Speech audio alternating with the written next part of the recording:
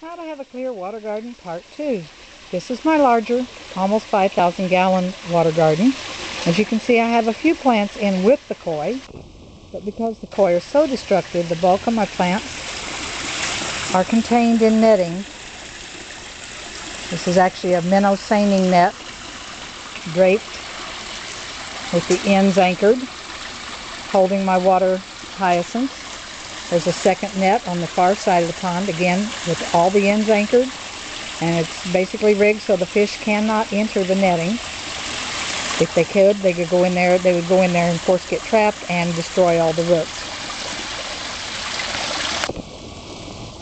You can see the hoses exiting this tank. It's set up exactly the same way as the other tank. This is a bigger tank. This is 150 gallon, whereas the other one was 100 gallon, mainly because this is a bigger pond. And again, that tank is full of water hyacinths. Floor buffer pads suspended off about 6 inches off the bottom of the tank.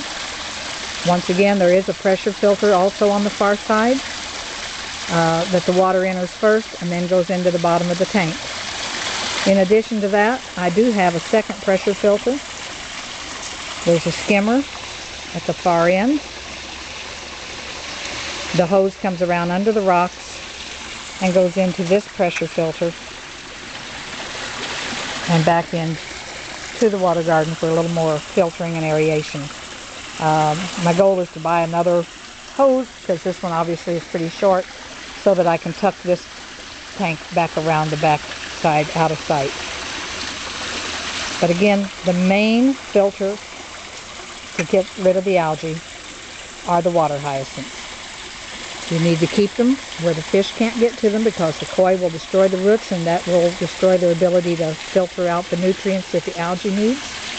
This pond, you're looking at a fish that's about 3 foot down. These fish, especially that little gold one right there, he's about 3 foot underwater, so you can see how clear this water garden truly is.